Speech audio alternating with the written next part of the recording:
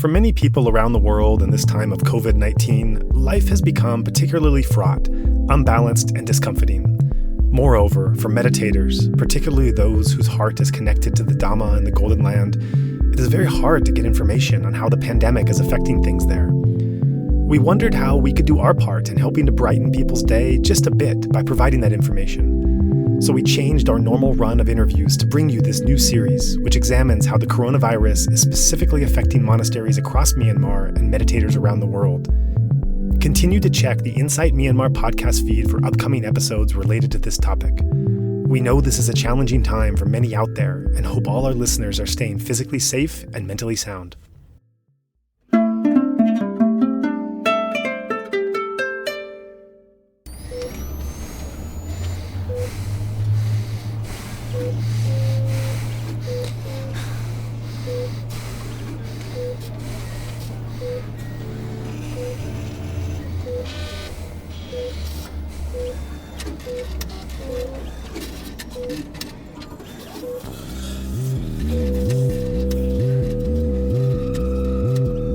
If we are complacent and don't do really aggressive containment and mitigation, the number could go way up, many, many millions. To be isolating patients, emphasizing social distancing. Wuhan, China confirmed the coronavirus outbreak is now a pandemic. That COVID-19 can be characterized as a pandemic. In Italy, one of the worst affected countries, the pace and business supply chains are being disrupted around the globe. This combination of people being unable to work and businesses being unable to It's confirmed the coronavirus outbreak is now a pandemic. Changes for sure to the better. We will realize see an opportunity in this situation. Please make your compassion and whatever loving kindness karma to the that is people. good you have done we are this all will protect looking you. out for each other. Due to COVID-19, the meditators become more conscious. They certainly can use this time to grow in Dhamma. Kick out your negative minds. People can become closer to each other. Please send in metta to all over the world, all over the universe. It will see a change for sure. Practice and let's work hard more and more for sending loving kindness.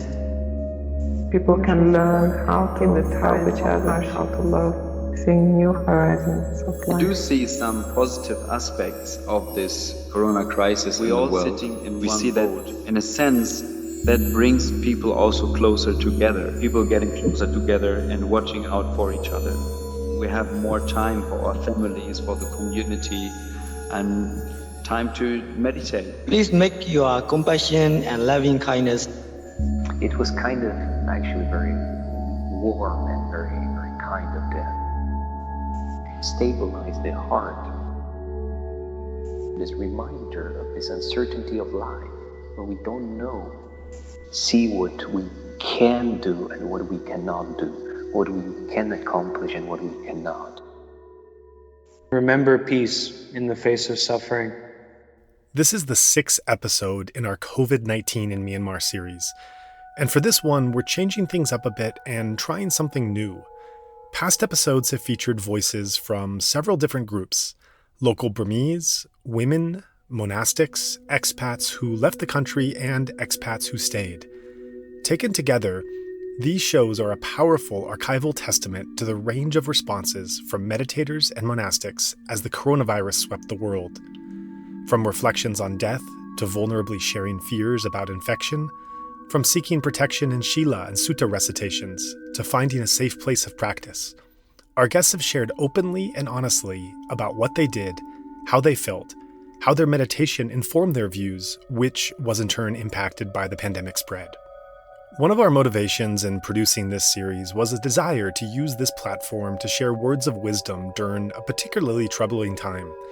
However, now a good half year into whatever this new normal is, the reality of having to live with this pandemic has transformed from those early initial shockwaves to a kind of uneasy settling in. For that reason, after this episode, we're taking a pause to figure out how to best proceed with the series so that it remains relevant and continues to reflect the lived reality of practitioners as they adjust to changing conditions. All of which bring me back to this current episode, the Thabarwa edition. As the title indicates, this is the first show in this series in which all the voices are from a single place. In this case, Thabarwa Monastery in Thanh Lien. The episode departs from others in more ways than just this, however, as some of the interviews were collected right as the world began to shut down because of COVID-19. Zach and I realized that while not that long ago in time, they seem eons ago in other ways, as so much has happened since then. So besides the original talk of the guests, you'll hear some updates as well on how and what they're doing. This before and after approach allows the listener to follow their journeys across time and see how their practice and mind have adjusted as the ground continues to shift under their feet. I hope that you have found some value and insight in this run of COVID-19 in Myanmar episodes. It is a scary and unsettling time for many of us, and the words of the Buddha can surely be an aid as we look for firm footing. Thank you for joining us on this journey, and we hope that you keep safe and healthy and have a genuine wish for all beings to be happy. Please enjoy the show that follows.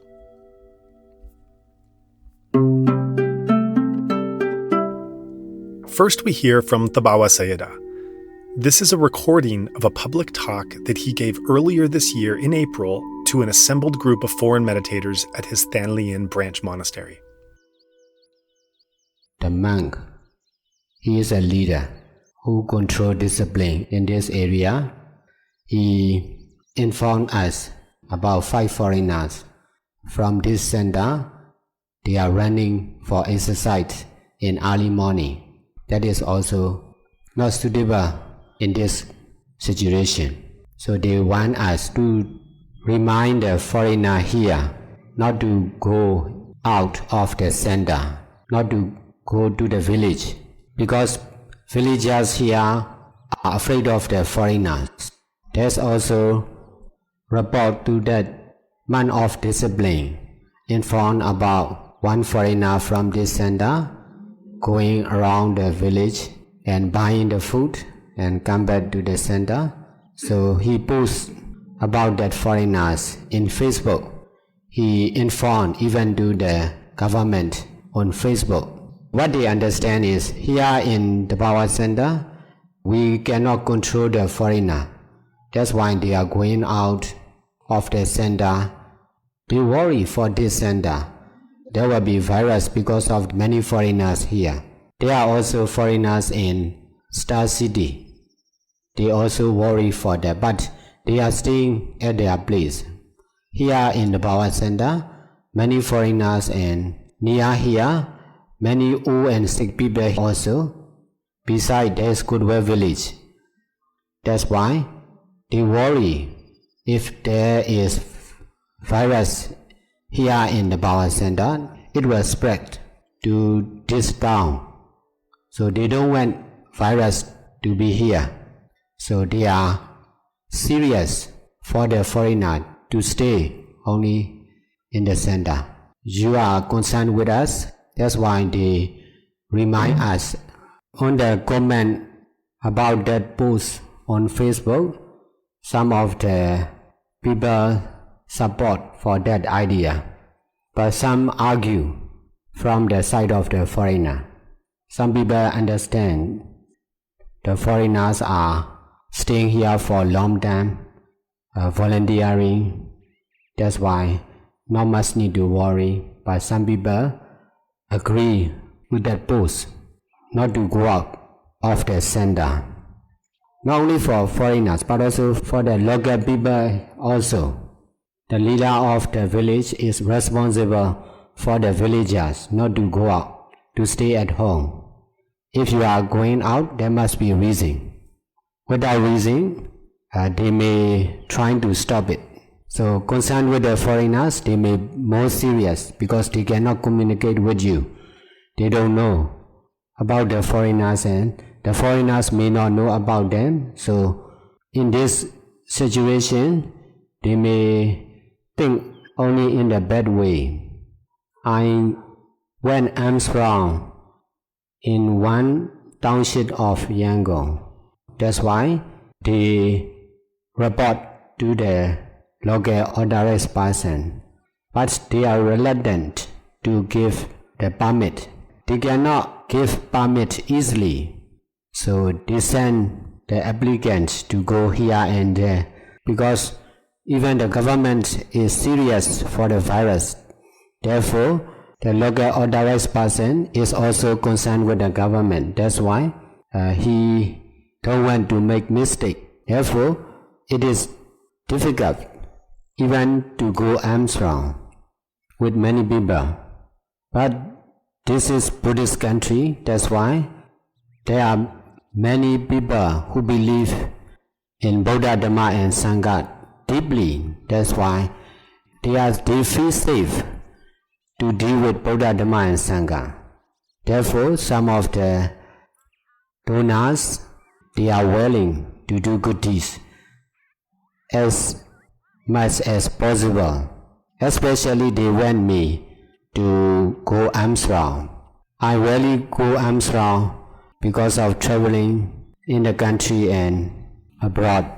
Most of the problems in this country are concerned with the mind, misunderstanding, wrong view. That's why I have to solve a lot of this kind of problem. Here in this incident, no virus now here in Thailand, but there is virus in their dog.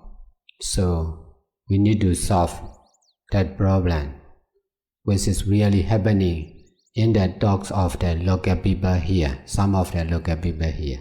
For them, it is really important. Most of the thinking will not happen for sure, but we need to solve the problems in the mind.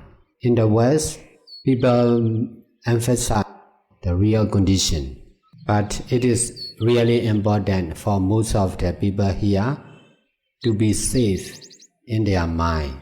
May not be safe in reality, but to be safe in the mind is more important.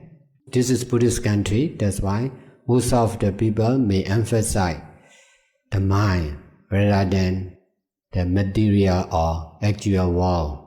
This is different view with the Westerner. That's why you cannot argue with them.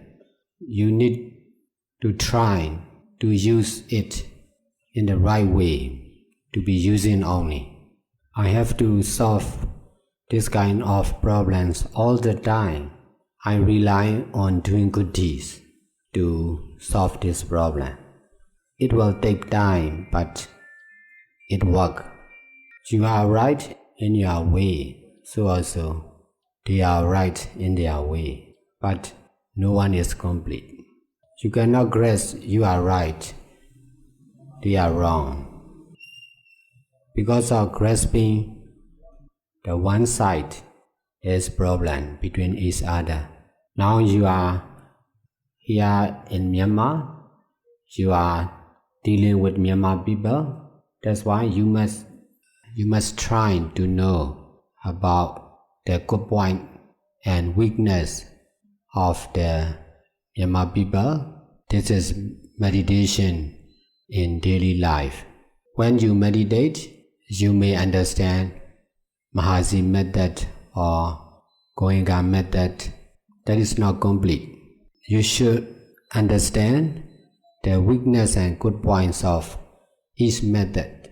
You must be able to use every method in the right way of using only.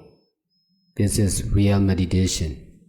If you don't know the truth about meditation, you cannot get success. So also, if you don't know about the truth of Myanmar people here, you may not be able to solve the problem with the local people here. This is the difficult times for the international volunteers here. So also, this is the great opportunity for you all. They think you are dangerous. So if you can prove you are safe by staying away from the virus, they may believe in the foreigners. If there is virus in the foreigners, they will feel more dangerous concerned with the foreigners. There is difficulty, so also there is opportunity. If you are united in doing good deeds together in order to solve the problems concerned with virus with you, that will be the best solution for all international volunteers here. This is the same for the Power Center. Because of many old and sick people here, because of crowded with donor volunteer here in this center, some people believe it is really dangerous concerned with the virus. So if we can prove we are free from the virus, they may not misunderstand in the future. Because they understand many different people are here in this center, so it is really difficult to control this organization. If we are able to control this center to be free from virus, we can prove the others we are not dangerous. In this way, more and more people will come to stay and volunteer in this center. You are responsible for yourself and also for the center. So also everyone here is responsible for oneself and for the center. The Power Center Thailand already passed through many difficulties similar like this. But we can survive up till now. Most of the foreigners here are volunteer, not meditator. That's the weakness of the international volunteer.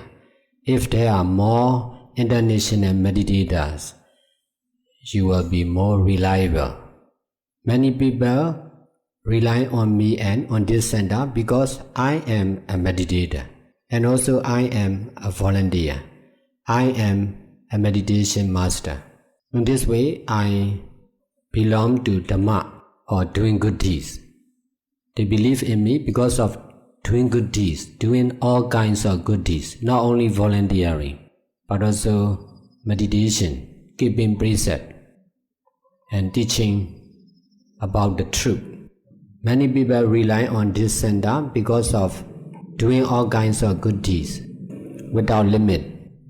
In this way, this center concerned with Dhamma or doing good deeds. That's why they believe in this center because of doing good deeds or Dhamma.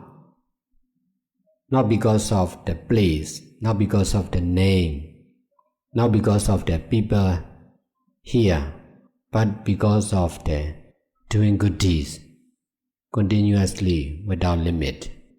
You are able to volunteer, but need more meditation, serious meditation. If there are more meditators than volunteer, you will be more reliable for sure. Meditation is the highest of all. There is keeping precept when you meditate. Volunteering is the basis of doing good deeds. Volunteering only is not enough. You all can stay here. You are a part of this center especially because of volunteering and less meditation. If there is more volunteering, there will be more foreigners, more chance of doing good deeds. Meditation is needed by many people in the world.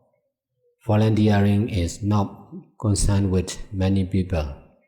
More people are needed to learn meditation. We can say more volunteering in meditation than patient care and old age care. If you get out of the compound of the center, you will be reported by the villagers. In the future, it will be like that, no outside of the center also, because we should stay away from public area. The main road is not only using by us, but also for the villagers. So we should be careful in public area on the main road now, but in the future may be more strict, serious. You may need to stay only in USA Hall, because from 10 to 20 of April, there is an announcement by the government to stay, not to go out for water festival, only to stay at home to avoid the virus. It will start from 10 of April for 10 days. That is serious. So without enough reason, you should not go out. It is better to stay only in the room. I will go Armstrong tomorrow and the day after tomorrow. If we know what you need, one of you can follow and stay in the car. And then if you find what is suitable for you, for the group, you can take it. No need to buy at the market. We are donated a lot. Besides, when you go out, you should be careful to wear the mask. If you are dealing with the stranger, it is better, because the time became more and more serious, more and more dangerous. If you are not wearing the mask, they may think you are not safe. People here have strong attachment to the law and regulation also. Now, the government emphasize to stay at home, to stay by yourself, no ceremony, no gathering. Because of remindings again and again, more and more people believe it is safe if you stay at home and not safe if you are out. So by staying outside, you will be believed you are not safe. By staying together with the others, you will be believed you are not safe by the virus. That's why they may make problems for you, because of believing. So everyone is serious to be safe from the virus. Therefore, if you are not doing like them, you will not be convenient with them. Now more and more reminding to wear the mask also. Especially outside, you must wear masks to protect yourself and also to protect from the others. So choose one and follow, and choose what is useful for international volunteer. Tomorrow morning, 7 o'clock, we will be leaving in the morning. There are regular donations to this center by over 20 quarter in Yangon division. They donate together once a week. Because we open the center full time and accept everyone for free of accommodation, food, medicine, we are able to do like this for over 12 years continuously. That's why more and more people believe it is possible to do good deeds without limit regularly. In this way, they want to do good deeds as much as they can. When they have chance to donate food to this center, they started donating. They invite us to their quarter to collect food. Some of the donors are really serious to donate to this center because of doing good deeds without limit continuously. So we are serious not to close the center. So also they are serious not to stop donating regularly to the center. Therefore, some of the donors are willing to provide food, even there is no chance for us to go out of the center. They will collect the food by themselves and then they were trying to send to the center. If we can go out, 1 or 2 months, and some volunteer will go with the car and trying to collect the food as regularly, and then come back to the center. They don't want to stop supplying food to us because we are also the same. We will never stop opening the center and feeding food and giving accommodation to the most needed people here in this country. We are able to do good deeds accurately. Therefore, they are trying to do good deeds accurately like us. So this is cooperation. It is the same for the international volunteer. As long as there are international volunteers here in this center will survive for a long time. If this center survives for a long time, there will also be international volunteers. This is cause and effect, working together all the time. In this way, both can be stronger in doing good deeds. We both can get good result, what we want. That's why even if we cannot find the way how to survive the center, many other people will be trying to solve this problem for sure. In this way, we can survive anyway, for sure. That's good. If you are serious in that loving kindness or metta meditation, you can do. You are free. So also anyone is free to do what is willing to do. There's freedom here in this center. That is good. That's why do by yourself, and also we are willing to support you. So also many people will support you if they know about your activities of doing good deeds. You just need to be dutiful in your practice. Before the Thabarwa Center opened, I don't have much chance to do good deeds freely. That's why I cannot give the others the opportunity of doing good deeds freely. Only when I can open the Thabarwa Center in 2007, 45th Street Thabarwa Center in 2008, Thabarwa Center Thailand, I am free to do good deeds. That's why I can give the others to do good deeds freely. That's why I can learn a lot in the Thabarwa Center. People are free to think, to speak, and to do. In this way, we can learn a lot by practice, not by thinking. Thinking without practice make many mistakes.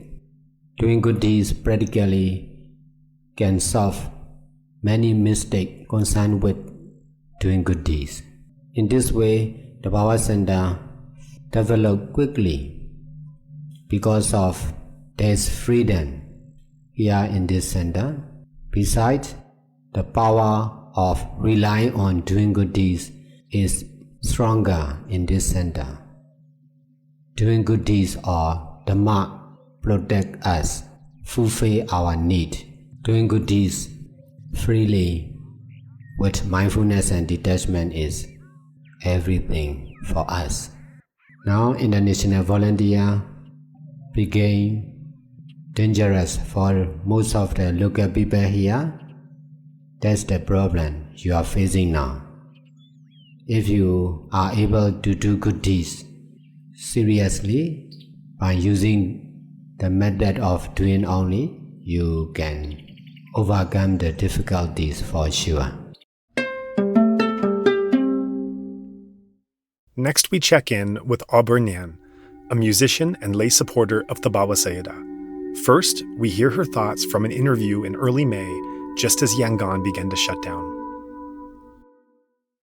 In 2008, I was like around 23 years old, and then my hobby of music to become a singer we did our recording of the music album, but the things doesn't went as I expected. So I was quite depressed, and I feel like maybe I would just abandon the job, and then I would just leave to abroad and walk there and get a normal life. So before I go, I want to set up my mind to be strong and like to get the calm and to have the mind to deal with everything that I'm gonna face in abroad. So I told my mom I like to meditate and join the retreat for a few days. And she said, this is very good, so you should go. I don't have much experience about the contact about the meditation center. So there is a shop at the corner of our street, and they borrow the books and the CDs of Dhamma talks like for free. It's like the library that everyone can go and then borrow the books and the CDs. So I went there and asked them if I want to join the retreat, where should I go? So they give me a few options, the Mogul Center and the other center in the cities. And then they said, there is one meditation center. It's more like a forest place. It's in Tallinn. It's a little bit far from the city. So it's attract me more than the other meditation center, which located in the city center.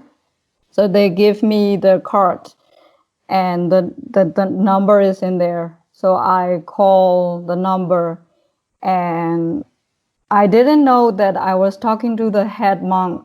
He said like the meditation, the method would be a little hard to understand. So wearing a yogi dress and the other rules are quite flexible because the method is quite strict, like quite hard, difficult to understand. So then it attracted me, and then I went there.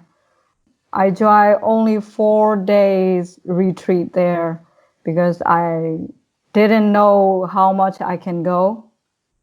But for the first 3 days, I didn't understand what the Dhamma talk is explaining, because he was talking like there is no I, no you, and like there is no me. You cannot count on your brain and your intellect, this and that. So it makes me questioning a lot about what he is talking. I want to know so much. So I keep investigating, and then I keep asking to the other nuns. So on the first day, I started realize, because of the help of a nun, she explained about rupa and the nama, those things, and the 4 elements, this and that. So it changed my views totally, and like my plan also changed. I don't want to go abroad and work. This is more important of life, the importance of the life, because making money is not that important, and then not to waste the chance of enlightenment to attain the enlightenment. So I keep on joining the retreats, and then I joined the Dhamma talk that's held in the city by Sayadaw, because he visit to the different places, like the home visit, and also to the patients and hospital. So many different places for Dhamma talk. So my mind totally changed. I enjoy being a yogi and enjoy practicing. This thing interests me more than anything I have been encountered in my life before. So this is how I know the center, and I get involved in it.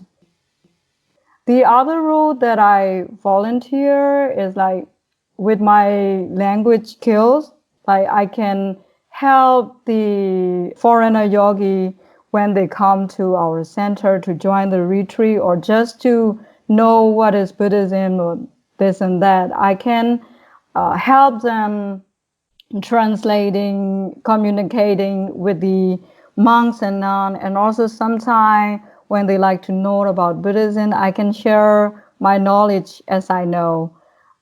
And sometimes we did the video, like interviewing the patients who recover the disease just by the meditation and just by the Buddhism practice, the vipassana and the concentration. So we did some video like with the foreigner documentary. So this is what I do. And now I'm living in Yangon, but when like back in 3 or 4 years when I lived there, we can help any like small things in the center, like for the foreigner travelers when they came there. I can help them to get to know the center more, and also there are small problems like to get where to get the food, where to get things, and when they want to become a monks and nuns, I help them like this.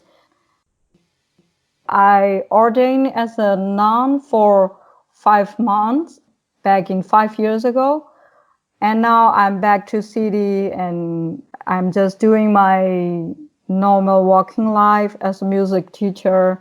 So I can only join some retreat, special retreats like for 10 days, and sometimes join the Dhamma trips and the Dhamma talk in the city. So yeah, that's it.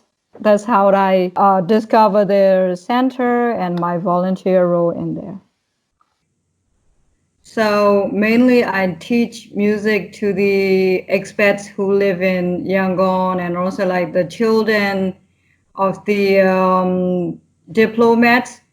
And like we are quite happy together. And then suddenly the COVID-19 started. And at first we are not that terrifying, and we're just doing like our routine as normal. And then the things get weird, and like we heard many news from the other countries, and like people started panic, and some of my student family, they stopped taking their lessons, and some like they skipped a few lessons to the other weeks. Even some of my student parents, they are quite worried when I cough or something like that, and they ask me to wear the mask. This time the COVID-19 hasn't arrived to Myanmar yet, but I've noticed that people started panic and terrified about it. And then we heard that our neighborhood country like Thailand and Malaysia, Singapore, they have some victim. The COVID-19 spread to the neighborhood country. And we also heard the announcement from the embassy from our country, like UK and US embassy. They announced, some are like the official announcement, but some are like just spreading news in their friends and the family and acquaintance. So people started acting like really serious problem. And after that, some people leave the country. Many of my students also leave the country. It's very sad. Some are like leave the country for good. So they haven't had a plan to leave the country before, but after the COVID is arrived to our neighborhood country, they just left. And after a few weeks that they left, the COVID-19 has found in our country, like the US citizen and the UK citizen, they just came back to our country. They are the Burmese who live in US and UK. So like when the COVID started arrived to our country, people started very scared, and like the things get worse, like not worse, but the worry is spread too quickly. So how should I say, like the things change day by day. At first, people stay going and doing the thing as normal, like nothing happened. But when the COVID started arrive to our country, like to Yangon, they start wearing masks. Like we can see many people wearing masks here and there, and then like people start to aware the prevention to the virus. Like we can see many things on the streets, like they just put the things and the water bottle and the hand gel and the sprays everywhere, like some sort like the donation. After that, people start, how should I say, the company and the supermarket, they just reduce the working hour. So like we notice the things is changing, and then the government is handling really good from my point of view, because like they don't do the lockdown, the curfew right after the COVID is arrived, and they just do it very slowly, like day after day. They just put the comments and the announcements, like to stay home and to wash your hand, and then later like they announce the companies and the factory need to do the discipline, and they have some criteria for the health and prevention for the COVID-19. So after that, like 15% of the employee, only 15% of the employee go to the work. And later the water festival came. So it's very good time, because we have like usual holiday, like 2 weeks.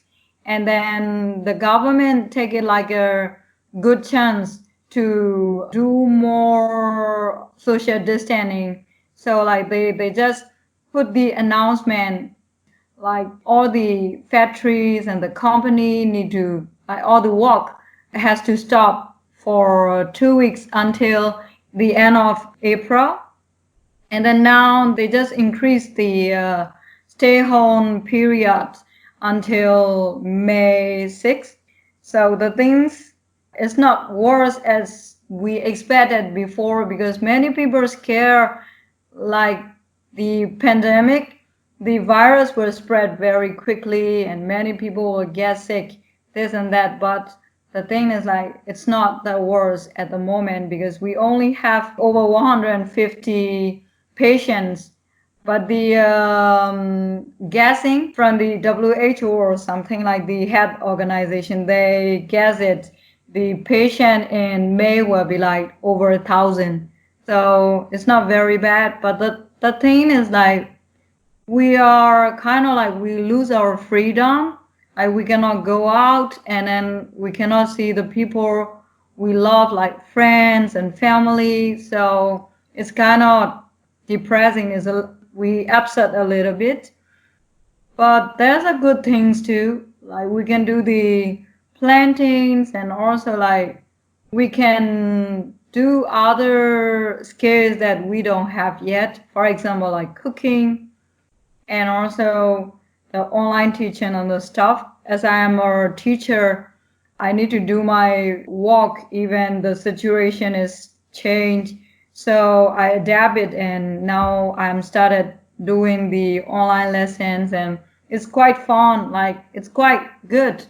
It's the advantages and the good things that we got from the COVID-19.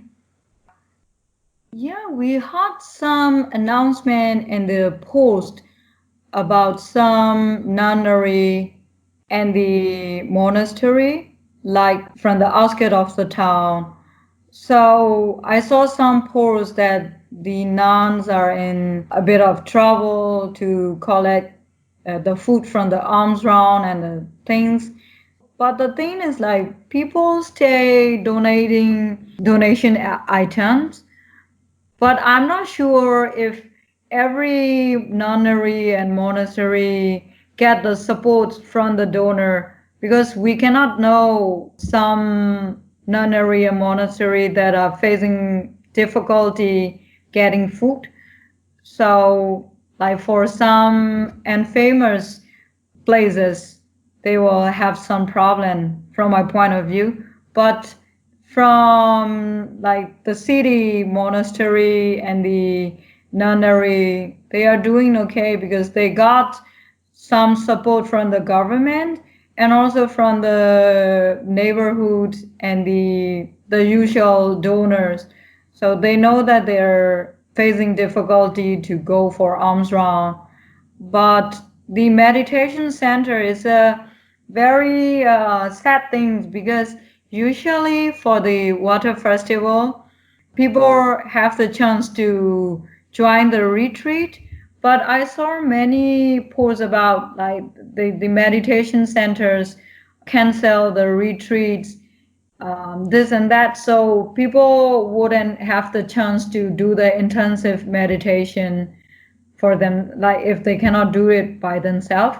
But still, I saw some online meditation retreats and the Dhamma talk. So some people have time at home, so they could do it anyhow.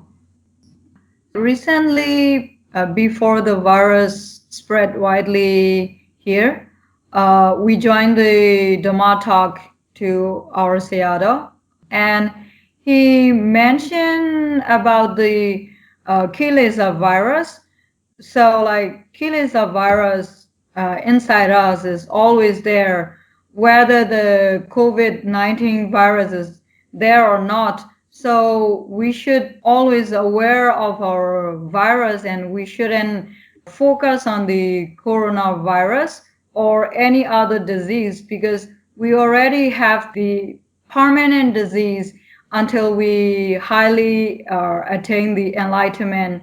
So this is one thing. And the other thing is like this is cause and effect, because in the world and then like people get very greedy and also cruel, and like they just destroy the natural nature. So this is just the effect of the causes human do.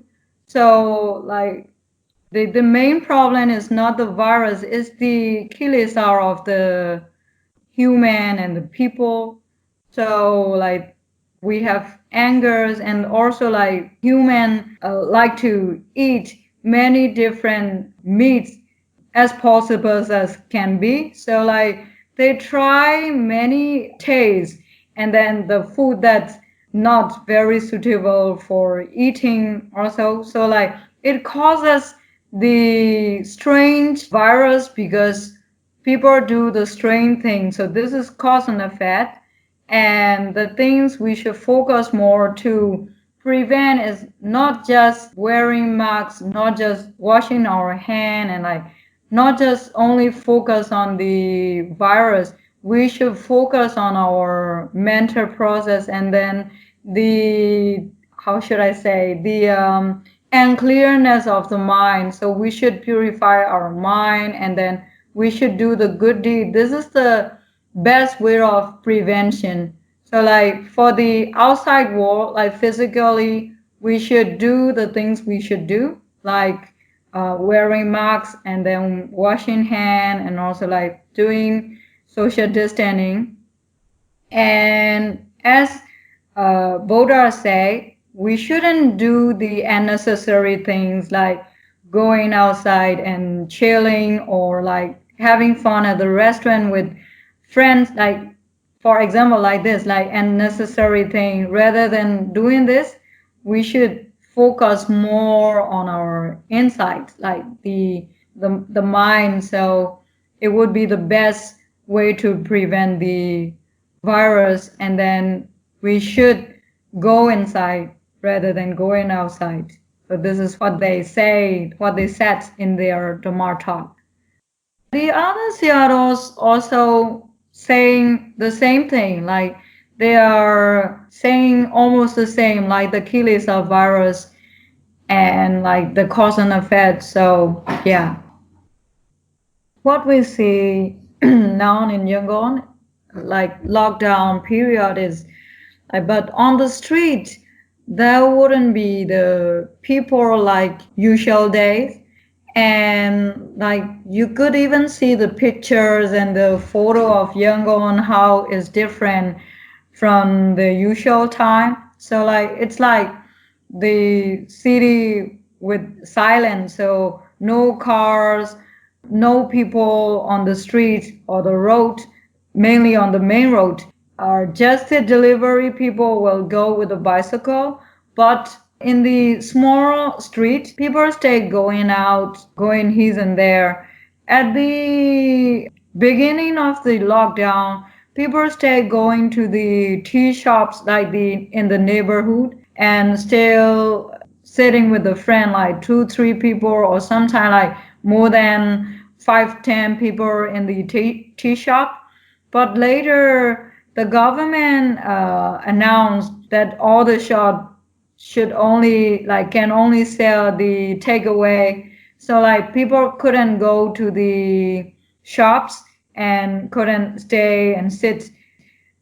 The other thing is like I think it's about the awareness like on TV and the FN and most of the places, they keep sharing about the news. So people are always aware that virus is outside, and then the public, like the people who like to help preventing the virus, they just posted a few like some pictures like the virus are everywhere on the streets, so like with the cartoons and a comic, and some like they just do their own videos of how dangerous it is to go outside. So people get the awareness, and then like many people started to stay at home and like don't go outside like usual day as they usually do. It's not totally locked down like you said in Europe, but stay for us like we stay inside home as possible as we can be, and we just go out for the grocery shopping and to buy some food. That's it. So we don't go out if it's not necessarily needed. I saw today a post about the musicians. Like the musicians are facing problem, difficulty to get the incomes, and some also like the performers and teachers. So like the major problem would be the financial problem. So they are a little bit worried about it. I am also one of them. Like if the COVID and the situation could change and the economic go down, and then like a little bit of anxiety is here, like as for me too. And I think the other people are also having their anxiety about the incomes, because the things started like suddenly change. The foreign investor also went back, and the tour guide and the traveling agencies, they have no work at all. So like this is what their anxiety. And about the virus also, I think Myanmar people usually have no fear that much about the disease and the viruses. So even our point of view to the COVID-19 is like it could die, but there's so many things worse than this. And then maybe even if we get the virus affected to us, we could endure it and overcome it later. But the financial situation is a little bit harder, and then it's not about your resistance. It's all about the like a change, like the things is related to one another. So this is not the thing we could handle by ourselves. So this might be their anxiety for it. And then the other thing is the depression about staying at home for a long time, and then we cannot have our freedom and happiness like before. So people are depressed about it and expecting to go out, and then the COVID will go on very soon. Some people find it this is the foreign disease and not the local one, not the native virus. So yeah, the fear is a little bit there, to be honest. Like it's linked to the skins and their appearance and the virus, because in the news, like we just saw that Italians and like many Europe countries suffering it, and also Chinese, Korean. I think it's just the common fear, not only the European, just centering to the ego of like having the virus to us.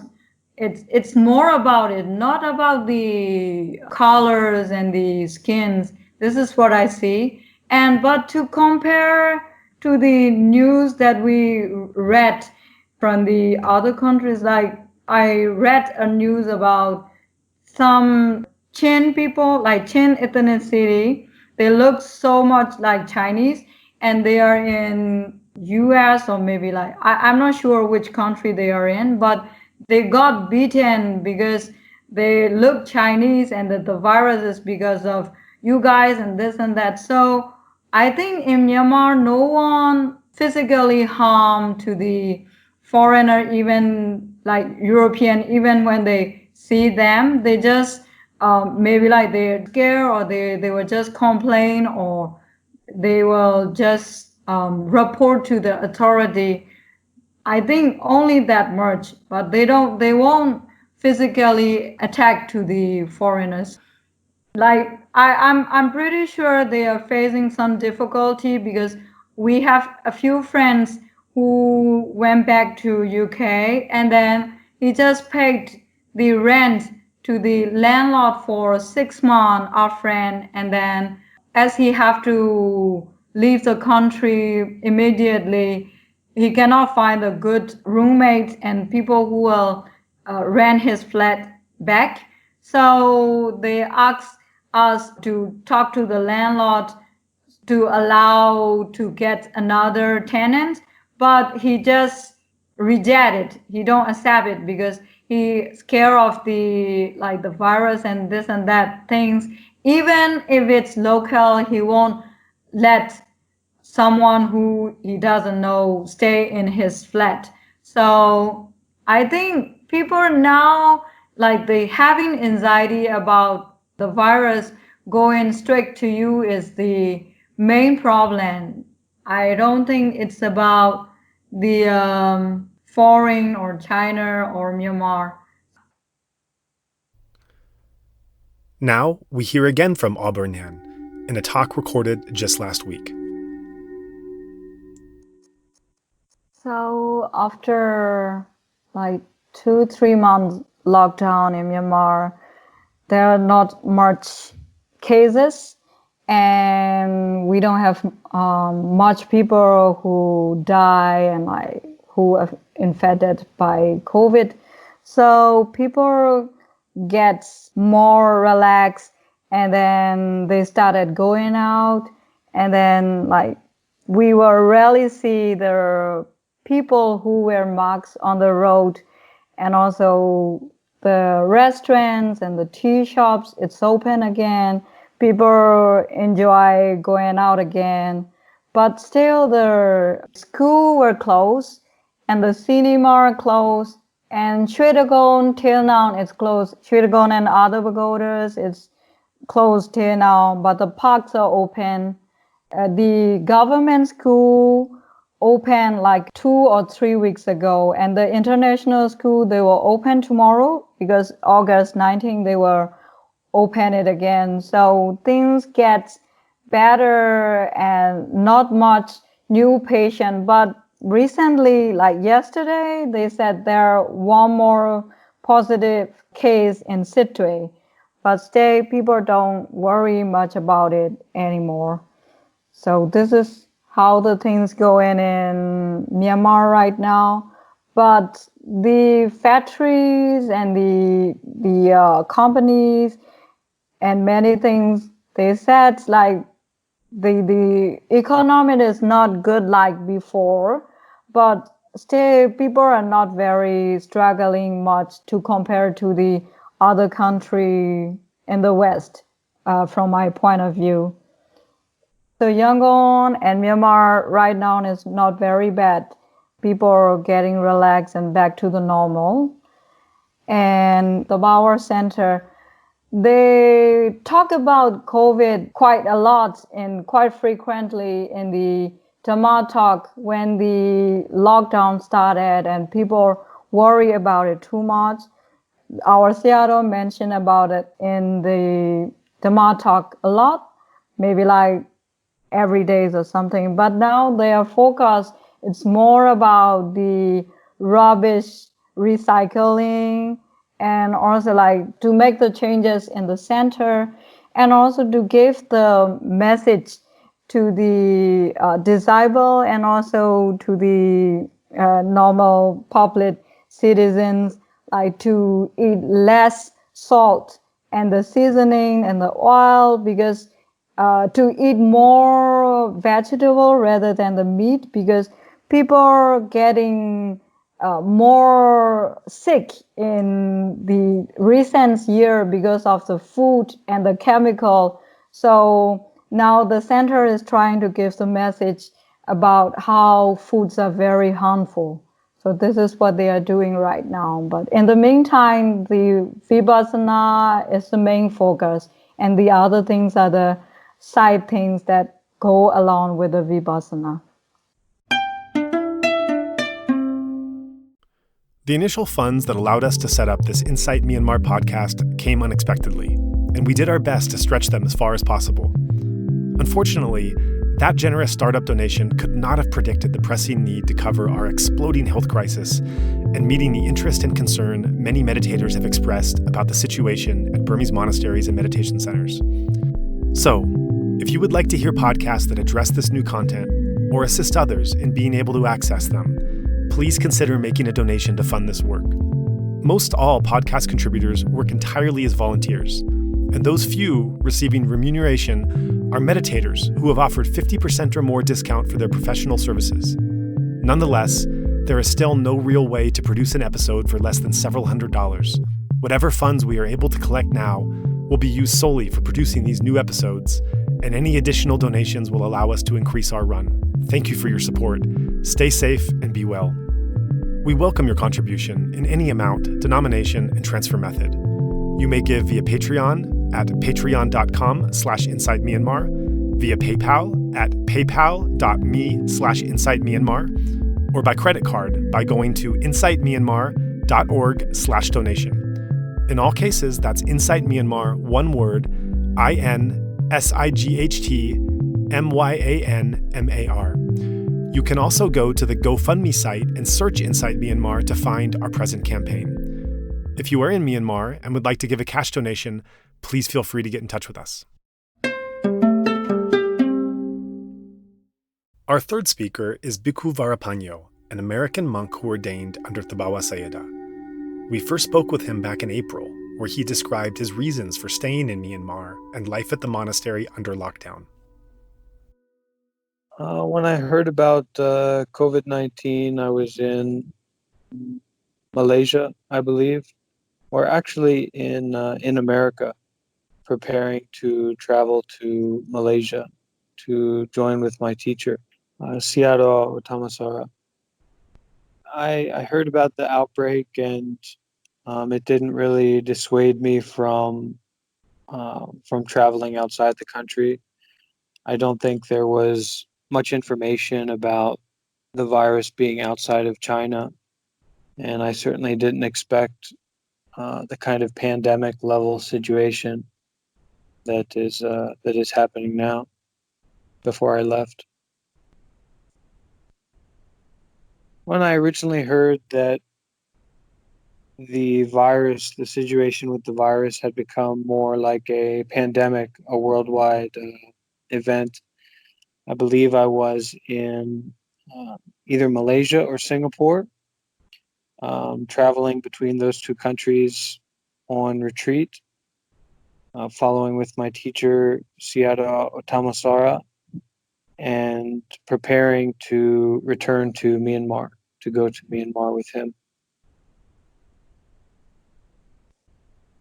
Becoming more and more aware of the pandemic, I wasn't so concerned about my own health, and I felt confident in my practice of meditation, my practice of Buddhism, that everything would kind of take care of itself. And also, in being very close to my teacher at the time, it was more of a comfortable feeling than anything else. It's certainly concerning that the pandemic was happening, but there wasn't really any fear for me or worry for me personally.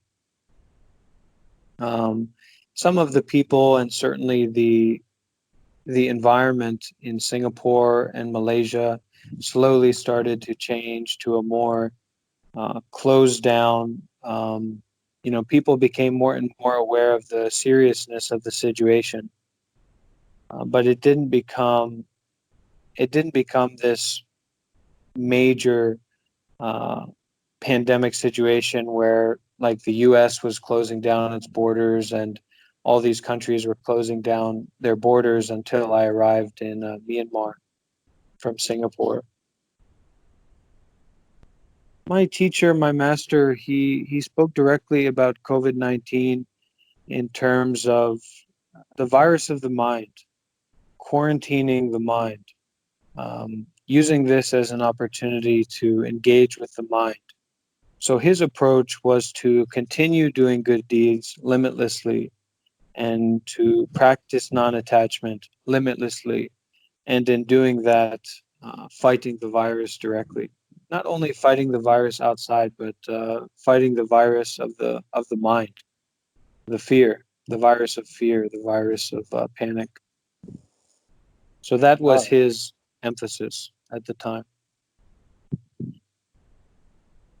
After I left Singapore, spending around a month traveling from Malaysia to Singapore, participating in retreats with Sayadaw Otamasara, we returned to Myanmar.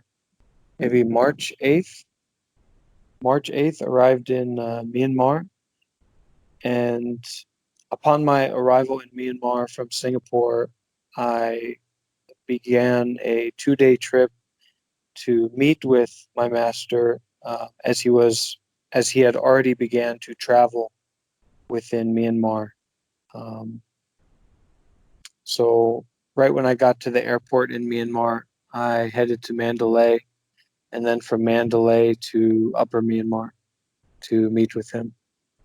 And from there began traveling with him in Myanmar for about 2 weeks before settling down where I'm at now at Thabarwa Nature Center in Tanlin.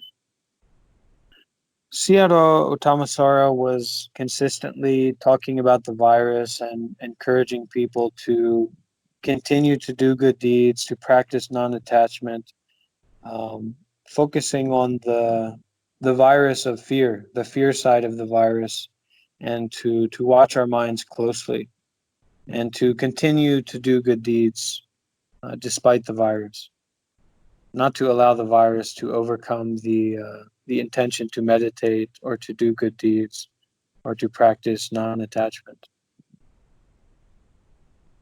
When we arrived back to Thabarwa Nature Center, it was maybe only a few days before the kind of lockdown started happening. But in general, it was really business as usual for the most part. There wasn't that many changes happening, just more awareness of the virus. And in Sayadaw's teachings, in Sayadaw Otamasara's teachings, more focus on the virus and the upcoming situation that was expected to get more and more severe. The precautions that Thabarwa Nature Center took involved quarantining people who are new into the center, encouraging social distancing, encouraging people to wear a mask, to wash their hands. A lot of signs and kind of billboards went up trying to inform people about practices to reduce the spread of the virus. But because of the nature of a place like this, it is not as simple to institute policies of social distancing or telling people to not go to the market, to not buy food is just not possible. So I think that Sayadaw Thammasara did his best within the conditions of this center to take care of the population and to encourage best practices. That was my impression. In terms of the people here at Thabarwa who are at a higher risk for maybe death or serious complications from COVID-19, I think it was a very important point for Sayadaw to protect those people and to make sure that they weren't in undue harm's way. So the hospitals became a little bit more restrictive to get in there and who was going in and who was going out. Like I mentioned before, certain people were quarantined if they were new to the center, or international people in particular were quarantined.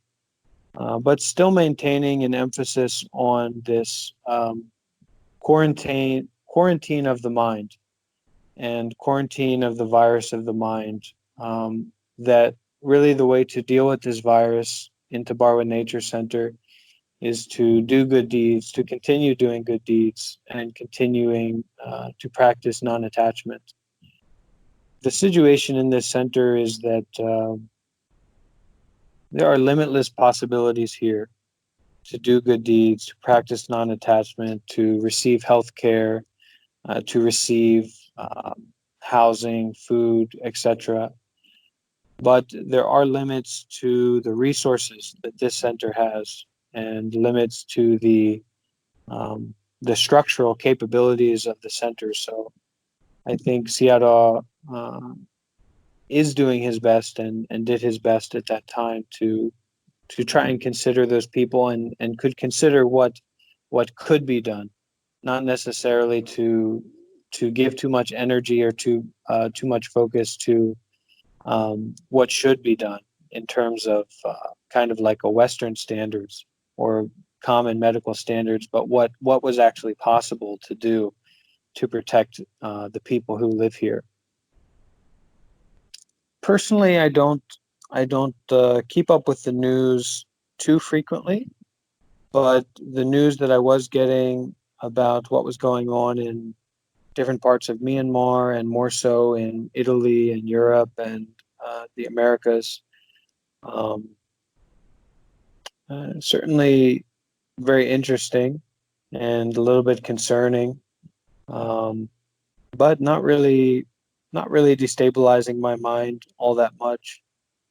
My focus was more on my meditation practice and the capabilities that I have from where I'm at, doing social distancing, wearing a mask, washing my hands, things like that. So currently in Myanmar and throughout history, it's quite a nationalistic country, and people are very focused on either being Burmese or being from a Shan lineage or the ethnicities, and there's a lot of infighting historically through different ethnicities, different ethnic groups in Myanmar, and also nationalism when it comes to the English and Indian people who used to live here. There's a deep history of this kind of nationalism and isolationism in this country. So I think when COVID-19 happened and this idea got out that foreigners were carriers of the virus, it was quite natural for this idea to spread in Myanmar. Personally, as a Buddhist monk, I'm not in the same situation as most foreigners or most Westerners are who are living in Myanmar. So I personally can't speak so much to this atmosphere of fear or maybe a kind of rejection that many foreigners may face in Myanmar during this time, specifically some of the international volunteers facing this kind of issue. I've heard a little bit of the experience of just feeling rejected or feeling. One thing in particular is that some people, some of the international volunteers, they have this idea that it's a kind of ignorance, that there's maybe someone to blame in regards to this idea getting around, or that there's someone to blame because of this fear that has developed or that is present in regards to COVID-19 and foreigners in this connection. But really, there's no one to blame. It's just an idea, and the approach to it, to dealing with that fear that other people have, is just to accept it and try to be compassionate for their suffering, for their fear. So I think it's something that certainly foreigners who are in Myanmar right now will face. It's not something I've dealt with much. I think that there has been a flavor, a small inclination of this worry or concern in regards to me being a Westerner or a white man, but really that, in robes and compared to being a monk in Myanmar, it doesn't hold much weight for the majority of people. Just being a monk is more Burmese than being Burmese in many situations. My meditation practice hasn't really changed very much during this time. Circumstantially, I've been in a position to begin teaching, which is a little bit of a new experience for me, teaching some of the international volunteers, some of the people who didn't really have another place to go, so they came to Thabarwa.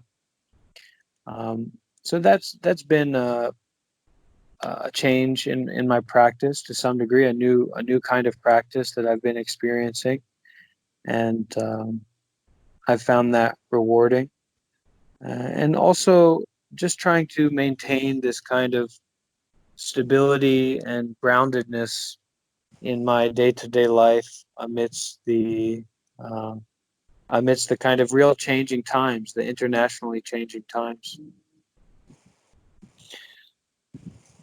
Well, with COVID-19 and with any virus or any kind of material situation that threatens the body or the mind, I definitely, in this time during the pandemic, it's been more alive for me that anything that is coming up, whether it's fear from a virus or anger about being judged, or having fear pointed towards you, or delusions about the kind of concreteness of a situation, it's all really coming from my mind, my individual mind, or your individual mind.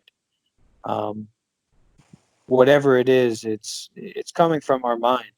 So yes, the COVID-19 virus and many material situations can be very real and can be very important to deal with, but the affectation, the intellectual, the emotional response to that, it comes from ourself, comes from myself. So I'm working with that insight to deal with anger as anger, and to deal with greed as greed, to deal with fear as fear, and not kind of to put it out there, to put the responsibility of my mind and my virus of my mind into the world. You know, COVID-19 as a virus for me represents my own mind, my own greed, my own anger, my own selfishness. And so that's how I approach it. Of course, I respect and appreciate the severity of the situation in the world, but in a day-to-day practice, outside of what I can do in terms of cleanliness and making sure not to affect other people negatively, I just see it in terms of my own mind and the arising of my own vexations and disappearing of those. I think that going through COVID-19, a lot of these countries are going to come to the conclusion that the systems of selfishness and greed and delusion that often go along with capitalism are not really prepared to deal with major worldwide situations. And it's certainly a teaching for the world of interconnectedness. Just because a virus happens in China, it doesn't mean we don't have to worry about it because it's China.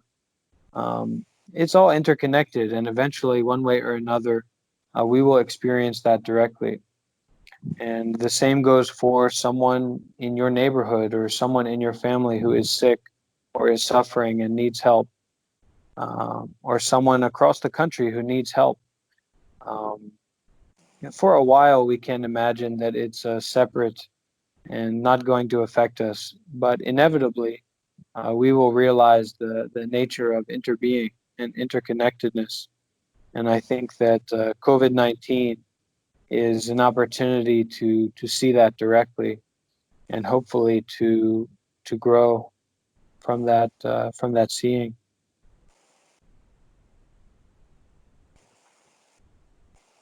A really inspirational story that I've come across is, I believe it's called Dharma Relief, and it was started by I believe a man called Guo Guo from Tallahassee Chan Center in Tennessee, I believe. And they've raised around $500,000 for medical equipment, for masks, different medical supplies that people have needed during this crisis. And it's actually been a really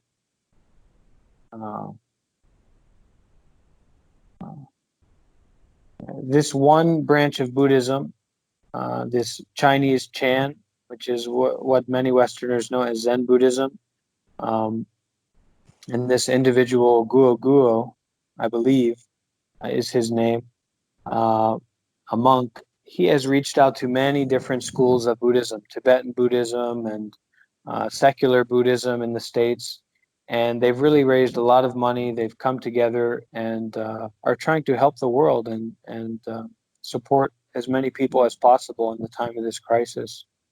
So for me, I was really inspired by that, and it's great to see kind of the different Buddhist communities coming together and trying to offer in a material way, not just a spiritual way, to this situation.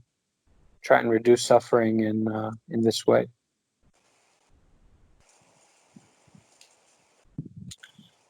Well, in this time of the pandemic, and a lot of people are dying, a lot of people are suffering, a lot of people are having a lot of sickness.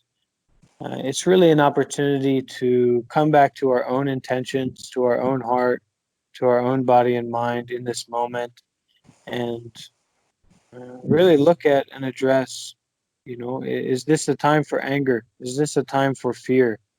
Is this a time for greed, for selfishness? Or is it a time for peace, for compassion?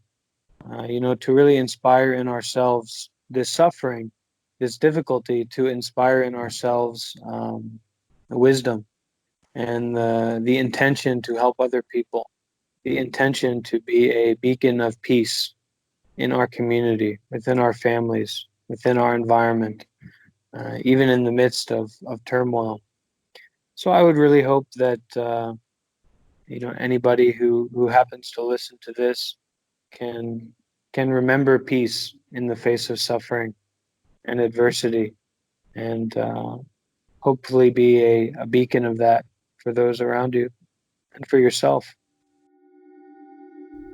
Now, let's check in once more with Bhikkhu Varrapanyo from last week as he updates his life and practice since then. It's been a number of months since COVID-19 began here in Myanmar. And now that these months have passed and COVID-19 hasn't kind of come to Thabarwa, and it hasn't spread in Myanmar so much, at this point it definitely feels to be an afterthought, and that we've kind of moved into the post-COVID-19 period here in Myanmar, and definitely in Thabarwa Center. There is still awareness of COVID-19. So when we go on alms round, when we go out into the city, it's very common that the monks will wear masks and will take precautions. So there is still a certain amount of precaution that's being taken, but I think the time of COVID-19 being on everyone's mind and kind of this worry of COVID-19 has really passed. I remember a few months ago when COVID-19 was just beginning, and there was this air of fear, and it was almost like COVID-19 was determined, predestined to ravage through Myanmar, and especially Thabarwa. There are many sick people here, many people living in close proximity, elderly people, many people at risk. And there was this very common sentiment that COVID-19 would come here. And so people were very worried and concerned. And for a while, I believe there was even a restriction on alms round, on going out into the city for monks to receive donations, to receive foods and basic necessities. And traditionally, from Yangon, from the city, those would be brought here to Thabarwa. So I think for a while it was actually restricted for the monks to be able to do that. But now, of course, I believe that the monks are going back into the city, and there's a lot of people going on alms round and bringing donations back. So during the time of COVID, there was a really major feeling of worry and this almost predetermined feeling that COVID was going to come here. But now it really seems to be an afterthought. And I think that's in part how Myanmar has handled the COVID-19 response with, there were even songs, kind of nationalist COVID-19 songs about defeating COVID-19 and wearing a mask and taking those precautions and being careful. There was a lot of restrictions to traveling throughout the country, especially for foreigners. And all of that, it feels like it's really reducing. Recently, I got quite sick. I had a high fever. I had, I believe, something along the lines of dengue, one of these mosquito viruses. I had a slight thought, I'm sick, COVID-19. But in general, when I went to the hospital here and when I mentioned to some other people that I was sick, COVID-19 didn't even come up. It's interesting to look back on those months ago when COVID-19 was kind of beginning to show its face here in Myanmar, and there was so much worry here at Thabarwa, and Sayadaw, the master of this center, was speaking a lot about COVID-19 and the virus of fear in relation to COVID-19. But now we've really kind of moved on, and the Sayadaw Tamasara is now he's more speaking about recycling and maybe the virus of waste. So I find it very interesting that here in kind of like a third world country, maybe it's not third world country, but it's much less developed than the Western world, how a country like this can have such a more unified and scientific response to the virus, to the pandemic, than a place like the United States, where the virus is still totally out of control from the news that I get from back in the States. Yeah, so for all intensive purposes, from my perspective here in Myanmar, COVID-19 has basically been defeated, and people are still taking precautions, and I certainly haven't forgotten about COVID-19, but I think people generally feel that it's not a major issue, and any kind of like pandemic level situation seems to be isolated to, a place like the United States.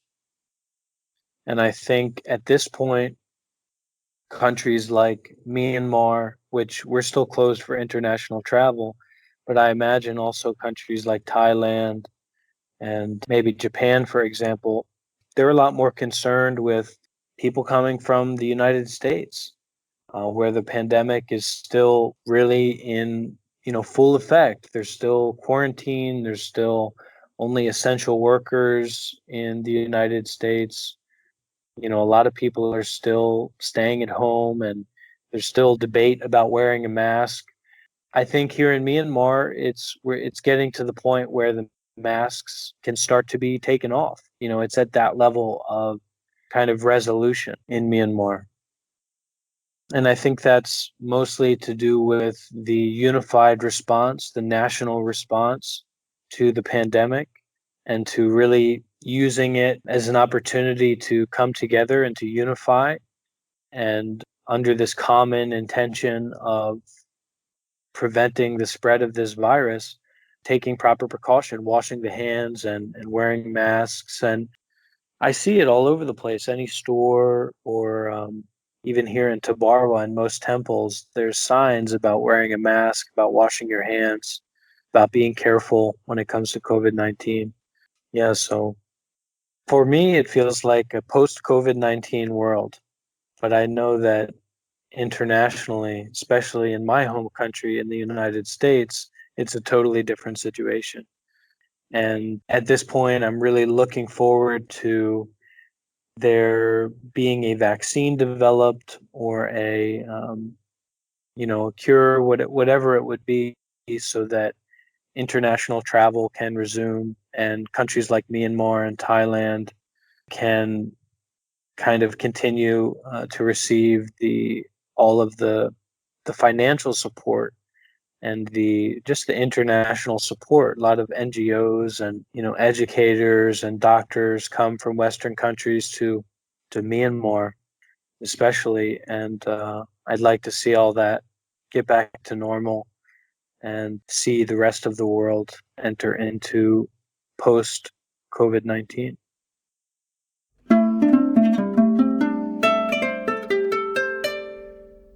Finally, Khema Cari, an Italian nun, joins us. She spoke to us from the Thabarwa Center in Italy in a talk recorded in April.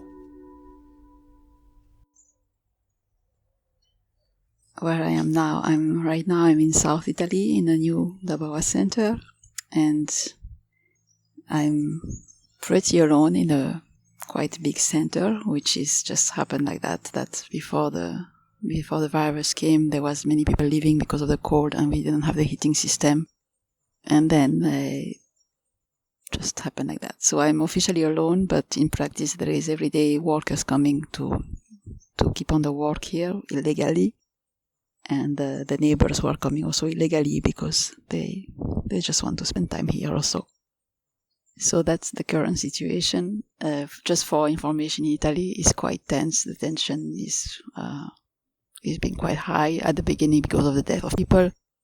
Now it's been, I think, 45 days we are locked down. So the tension is coming from the fact that just people get desperate because they don't have any more money to eat, and it's just extending more and more, and people don't see the end to that. So that's the situation. Beside that, I think, as you know, the most cases happen in the north, and in the south we got much less cases, but also the fear is very high because in the south we don't have hospital beds and we don't have doctors and we don't have machines. So if something happened here, it's surely becoming very dramatic quickly. So that's for the practical aspect. Or if I could have chosen the place before it happened, what came in my mind very fast was, I wished I could be in Myanmar when everybody was trying to escape Myanmar. All foreigners were trying to escape Myanmar. From my understanding, I was more safe if I was in Myanmar because of being in a country of Dhamma and because people are doing a lot of good deeds, and they would understand that the way to protect oneself is to do good deeds and not to rely on medicine or doctors or hospital. And of course, I wanted to be near my teacher, and I didn't think about the comfortable aspects that maybe effectively. In practice, I'm probably much more comfortable here in Italy. But if I would have the choice, I think I would have jumped into Myanmar as soon as possible. But I don't have a regret. Things happen the way they have to happen, and I believe everyone in this situation has been locked down in the place they had to be locked down, with the people they had to lock down. Is it for the good or for the bad? It seems like it's a time where everybody is paying his karma, the good and the bad one. So here the conditions have been restricted more and more strictly. That's from asking people not to go out and unnecessary things until having 3 kind of different police around the streets to check out who is coming out and giving a fine to people who are going out, and then finally trying to force people to wear the mask and the gloves, possibly even at home, which is completely foolish. But that's the aim. Even now that actually we got the death rate decreased by nearly half these last days, the instruction remains still very limited, and we hope a kind of opening on the 3rd of May, but we also had been always pushed from 2 weeks to weeks, so we don't believe it anymore. But the good thing that happened here is in this village where we are, where there actually was no case so far, is they've been setting up a lot of volunteering for, when things have been starting to last for a while. They started to motivate people to say, okay, we know a group of volunteers who would bring the food to the one who start to have difficulty to buy food. A group of people also would, they have been opening a bank account because, again, we don't have much social system working in South Italy, so there is no fund, nothing. So they called the more wealthy people to send money to a bank account and use all this money for the benefit of all to buy some material for the hospitals and these kind of things. So there is many nice things that we've been seeing happening here, and blood donation has been going on. This kind of ambulance setting up for one morning in a place, and people can come and donate with all the restriction, with gloves and protection. But it's still showing that the good sense was going on, and the value of helping each other, which is maybe very strong in the south. I don't know if it would be the case in the north. Besides that, there was a lot of tension growing up again between the north and the south due to this pandemic and due, of course, of the past condition, which is now leading probably to some serious issue at the end of the story. So it's also breaking up a lot of things, awakening a lot of things. When it started, the first thing I felt is like, actually for me, it's not unpleasant at all, in a way that I just find myself with much more time than before because I don't have the public coming, and I was extremely busy by doing this new center, establishing these new centers in the last months, and being not exposed to public gave me the chance to meditate more. So I didn't see any I didn't see much inconvenience for me, except the fact that I cannot go to alms round. I got difficulty to get donation or the food and these kind of things. But the main point is, as monk or monastics, I guess we all are trained to live accordingly to what we get, which is very unsure. And so we are basically, the mind is prepared to this kind of situation, dramatic situation or unexpected situation or very unstable situation. And I was grateful from the beginning, thinking that, well, many people are now ending up in maybe in very small flat with a full family, maybe children or whatever, and they have been never learning how to deal with their own mind and how to deal with some restrictions, because everybody has been always indulging in everything.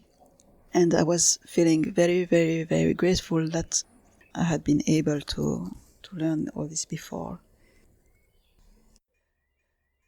So I was very grateful to be a meditator and to prepare my mind to face this kind of a situation where you have to face isolation, but also restriction, but also, of course, the fear of death or disease, which is obviously a very huge thing that the people have to deal with now. And we can feel, I mean, if you look on the media and these kind of things, it's I'm still amazed actually people could do it.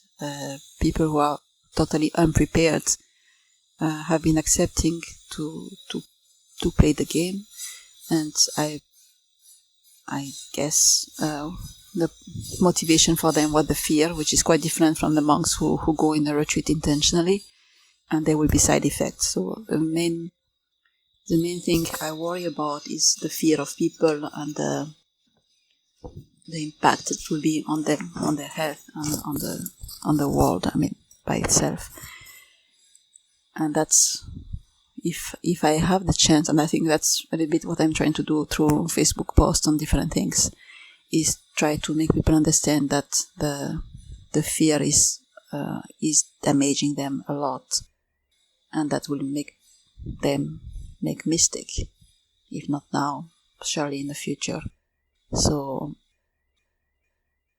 I see it as a great experience. I believe everybody have been facing his limits and have been facing his attachment and understanding things that they could not have faced and understand and see before. So I see many things positive in that, and I just hope people will understand the great need they have to understand more about the mind and how to do good deeds and how to deal with the fear of death and disease. And I hope people will understand the necessity of meditation centers.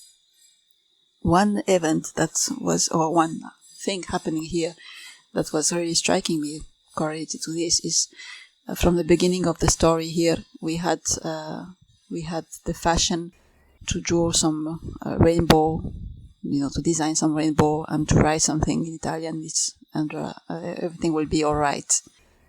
And you could see this kind of flag everywhere with a rainbow and saying everything will be all right.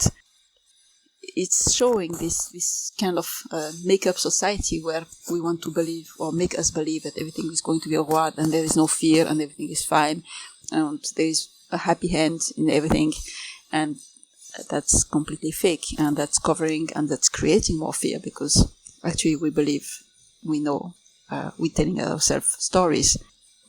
And beside that, there is this aspect to say, we want to go back to what we left because we attached to it, but actually it was not all right before also.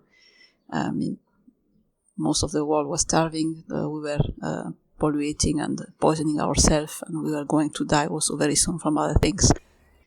So a lot of behaviors in this situation are showing up the weakness and the mistakes we are doing in daily life that need to be changed. And I still believe for who have the karma now, it will be a very enlightening time, and for who doesn't have enough karma or cause now, there may be a disease time. Disease in the mind and in the body. I think just a word about Myanmar, that For what I understand, and what Sayadaw also always teaching, Sayadaw Tomasara is always teaching, is that the mind is the most important for Burmese, and the fear in the mind will be very dangerous for Burmese. I don't think he means that it's not dangerous for a Westerner. It's maybe just like because the Burmese can do a lot, and a lot based on their mind. So if the mind is getting fear, they could do also a lot of wrong things. And there is definitely a difference from Myanmar and from other countries, and you can see it by the numbers of infection and these kind of things right now, because Burma is the closest country to China where there is most contact, and there is no reason that Italy has been touched before Myanmar, and that it has been spreading so fast and so strongly in Italy and not in Myanmar. So there is definitely something that we need to learn from that, I believe, which is joining what I was saying at the beginning. If I would have had the chance to choose the place to be, I would have felt much more safe in Burma, in Myanmar. And maybe people could investigate about which place spread more, and learning from all this experience in different way. What I'm doing right now is daily I'm checking the number of deaths, and in Italy, of course, and other countries like Myanmar, and just having an overview of the situation. And I have to follow just knowing if there is any news on the legal point of view that we are allowed or not allowed to do this and that. And at the beginning, I did go through all this news and all this, all this information or misinformation, the legal one, the private one, these kind of things. And I could see that actually it was really eating my mind, and I decided not to go into this anymore. And I discovered that the less you click on the things on the internet, the less things come to you. The more you click on the things, the more dramatic things coming to you. So it's shown me also how much internet or the media is actually manipulating a lot of the mind of people. And if people doesn't have the wisdom to stop clicking on things, then they really get swollen by a very strong wave of negative things. Is it from following the WHO or following the anti-WHO movement or whatever conspiracy theory, or G5 or Chinese or whatever? At the end, one have to be very, very strong when he's using this media. And this is also one of the things people should learn now, because it's something like with taking a break, we can step out of some things, and it may get very, very fast after a while, just like when someone go out from a retreat where there is all this explosion of things. Think about the worldwide explosion that's going to happen. So maybe people should have very great interest to study their mind and the media and the impact of the media on the mind, especially when we are ending up now in a situation where we can rely only on the media. We cannot communicate each other. Without media, we are all locked down and separate. So basically, everybody has to rely on media or technology to be united with people, because physically we have been separated. So that's showing also a lot of things that are going to happen in the future more and more, and that we really have to be careful and to prevent our mind about this. And the sad thing is also seeing our own mind. I mean, I was maybe checking at the media at the beginning by fear of knowing the number of cases increasing. And now I think that's something that's going to happen in every country, that according to the time you've been spending in lockdown, the mind will go through different phases. There is a first phase of being a lot improved by all this change and all these lifestyles change, and all the fear going up with this rising cases. And then there is a stage where normally the mind just gets used to it, You get used to see 1,000 deaths per day, and you get used to be locked in your house, and you get used to be controlled and not be allowed to walk in the street, and not to be allowed to have your human rights or whatever. And it just become normal at some point, and there is boredom coming, and there may be a phase also where, like the practical phase, where people start to worry about the money and how they're going to make a living and how they're going to overcome all the debt they're accumulating. And I think every country is going through these phases. To be honest, I catch the mind watching at this death number and hoping it's decreasing just because it's going to be the end of this situation only if the numbers decrease. So I guess Italy has been starting first, so we see different steps, and I hear the reaction from people who contact me, and they have all these phases going on, and I don't know about what are the next phase, but for sure there will be the end of the phase, the excitement, the fear, and probably also this continuous fear for people who didn't take care of the mind, that there will be always this fear that it's coming again, or starting again, or it's going to spread again. And there is all these kind of things that's happening, and it's still showing somehow this unitedness in the world. Just kind of wave who's been hitting first China, and then Italy, and then other country. And according to the culture and according to diverse conditions, the reaction may be different, but there is still some common factors that we have to cross. Now we talk once more with Khema Cari as we asked her to update us last week about any recent developments in her life. Okay, so now is August 12th. So difference now, the situation from the COVID point of view is obviously now in Italy there is no more cases, and even there is many doubts about all the statistics and the numbers we have seen before, because many doctors have been speaking up about manipulation of the doctors themselves and manipulation of the numbers and the statistic and everything. So there is a bit of anger around. Population is clearly saying we will not make any more lockdown, and there's many events that population group and manifest against what happened. But there is still officially emergency state, and there's a will obviously in the country to make people believe that we are still in a very risky position. And I think people are very tired about this. Probably in the north is another story, but here in the south, the atmosphere is quite relaxed, and the people are just wearing the mask in the pocket or somewhere, just not to get, to show some respect for the others. But basically, people stopped wearing the masks. There is some old people maybe who still focus on TV and would still carry the mask, but pretty much is behind for what I feel. When I look back, I think although the center had to close the door officially, I was opening the doors every day, and if anyone wanted to enter, they could have entered.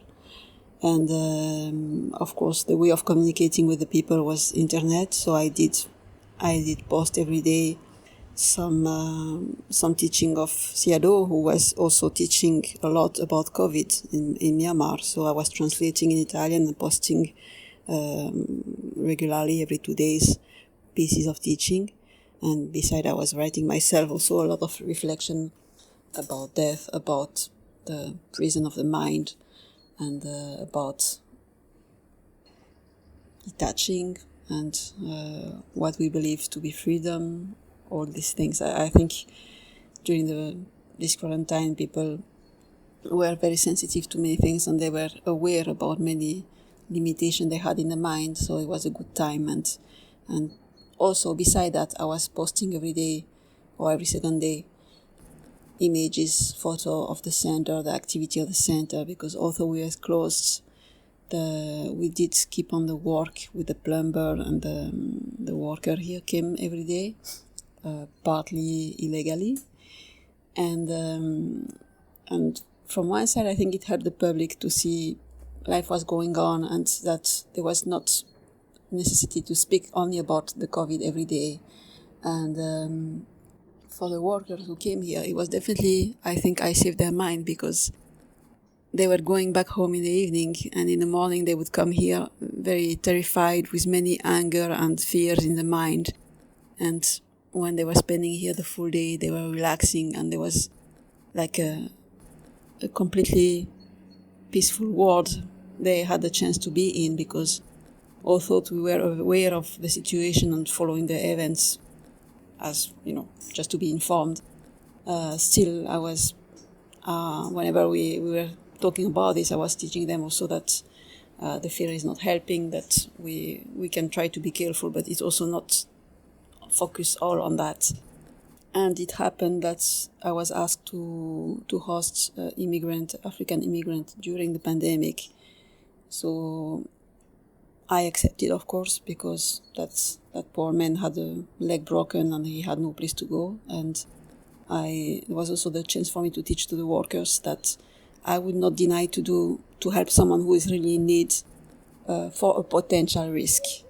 And that has been, I think, a big struggle for them to accept this idea. And then they also understood that actually between helping someone who is in an emergency state or refusing to help because there is a potential risk that we actually don't really know, it was not wise to just reject people. And through the photos and things, I think the population have been understanding what we are doing. And after the emergency state, when things opened again, many people came and they showed a lot of respect and gratitude for our presence here. So I think that naturally people understood more what was the importance and benefit of having a Buddhist meditation center in here.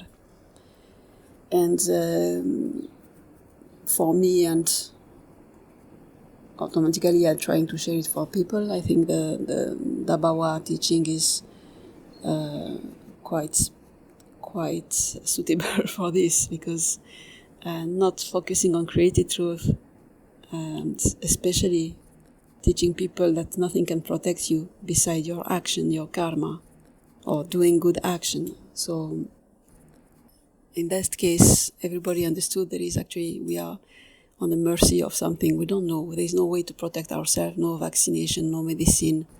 Even people who are going to the hospital don't seem to be helped there. So it's the time to understand that there is no safety. And Thabarwa Sayadaw always teaching, and every center is set up in a way to help people to do more and more good deeds, and help them to understand that this is a way to protect oneself, and also the way to develop more understanding. So we didn't have to really adjust the teaching to the situation. It's just was true and very obvious in this situation. And then that's it. I think there is no, for sure, is not way to come back to what it was before. It's clearly people have been impacted very highly, and especially children. I did see more fear in the children. I can feel the children are still quite impacted by this story and would not come back to the normal life they had before. Even they go again outside and everything. There's definitely a change in the behavior. Some more children came to see and to ask how to meditate, which is probably also impact of being so close and so alone with their own mind. And maybe again, Thabarwa is a very natural way where we don't emphasize on religion, and that's helpful for many children here who maybe have a very strong Catholic background to be in a center which is not so much, although we have monks and nuns here, and obviously we are monastic religious, it has been set up in a very clear way. Every Thabarwa center is a social center. It's not just for monks and nuns, or not just for Buddhist people. So that's, I think it's a great advantage that everybody understands and can feel free to come and stay with us or visit us anytime. I'm happy you inquire about these kind of things, and I think also it's really good for everybody to listen different point of view from different countries, different situations, so that people will not attach to their own situation. It's so easy now to be isolated in this pandemic. People have been isolating one from the other, and his own situation become his own world, and maybe he believes he's the standard of the world. And to see people living the situation in different ways may be very helpful to detach from our own experience. And now, a message about these special coronavirus episodes. First, a caveat about our current podcast being produced during this expanding global pandemic. In this new age of social distancing, face-to-face interviews are of course no longer possible. An obvious consequence of this is technical. None of the guests we interview have access to a professional recording studio. Indeed, as some are living remotely in the Burmese countryside, they have little more than their phone's microphone to record and send messages. Our expert sound engineers have done their best to improve and enhance the quality, but there is a limit to even their magic. In a time when major network programs resort to home-recorded and mailed-in content, we are also trying to adjust to these new rules and limitations. So while we apologize for any difficulty you may experience as you listen to these episodes, we appreciate your understanding of the challenges we face in producing them. On another note, please keep in mind that the interviews on this episode were recorded at some time in the past, maybe just a few days to perhaps even more than a month ago. As a result, some of the factual details conveyed in these interviews may be outdated by the time you hear them. We hope you find some light and wisdom in the voices that follow. We're greatly appreciative for the time that all the guests generally provided to share their words and perspective. We wish all our listeners to stay safe and mentally sound and use this challenging experience to grow in the Dhamma. Sometimes we get questions about what we look for when choosing our guests, so I'd like to take a moment to answer. As you may have noticed, we conduct interviews with a diverse range of people whose lives all share one common thread: familiarity with Buddhist practice in Myanmar. These include lay practitioners, as well as monastics, meditators, teachers, and abbots, foreigners and locals, as well as scholars, authors, aid workers, activists, and others. When selecting guests and conducting interviews, our main goal is to allow them to tell their own personal story, in their own voice and from their own perspective. Their stories also evoke a kind of hero's journey. Our intention in these long-form interviews is to actively listen while encouraging a deeper exploration with mindful questions, taking whatever time is needed for the guest to tell their stories in full. We hope that listeners benefit from hearing about how our guests' commitment to Dhamma practice has informed their life decisions, and that they can gain inspiration from learning about their experiences and perspective. In the case of scholars and authors, we dig into their academic work to discuss historical matters related to Burmese Buddhism, as we believe that it is helpful for meditators to learn more about the background and context of how the Dhamma has impacted society and culture over the years. Regarding this particular show, we certainly hope you enjoyed hearing from the guests as much as we did in interviewing them. If so, I want to bring up a gentle reminder that there is a minimum cost associated with every episode, and we are 100% listener supported. If you would like to hear more content like the show you just heard now, please take a moment to consider giving a donation to keep our engine running. You have been listening to the Insight Myanmar podcast. We would appreciate it very much if you would be willing to rate, review, and/or share this podcast. Every little bit of feedback helps. If you are interested, you can subscribe to the Insight Myanmar podcast on Apple Podcasts, Spotify, Stitcher, or wherever else you get your podcasts.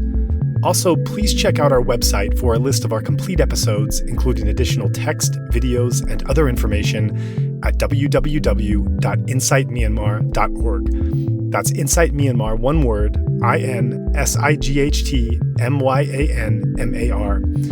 If you cannot find our feed on your podcast player, please let us know and we will ensure that it can be offered there.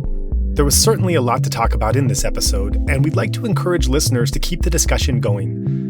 Make a post, request specific questions, and join in our discussions on the Insight Myanmar podcast Facebook group. You are also most welcome to follow our Facebook and Instagram accounts by the same name of Insight Myanmar. And if you're not on Facebook, you can also message us directly at burmadhamma@gmail.com. That's BURMADHAMMA@gmail.com, and we're also active on Dhamma Wheel. If you'd like to start up a discussion group on another platform, let us know and we can share that forum here. Finally, we're open to suggestions about guests or topics for future episodes, so if you have someone or something in mind, please do be in touch. We would also like to take this time to thank everyone who made this podcast possible, especially our two sound engineers, Martin Combs and Tharng A. There's, of course, Zach Hessler, content collaborator and part-time co-host. Ken Pransky helps with editing. Dragos Bandita and Andre Francois produce original artwork, and a special Mongolian volunteer who is asked to remain anonymous does our social media templates. We'd also like to thank everyone who assisted us in arranging for the guests we have interviewed so far. And of course, we send a big thank you to the guests themselves for agreeing to come and share such powerful personal stories. Finally, we are immensely grateful for the donors who made this entire thing possible. We also remind our listeners that the opinions expressed by our guests are their own and not necessarily reflective of the host or other podcast contributors.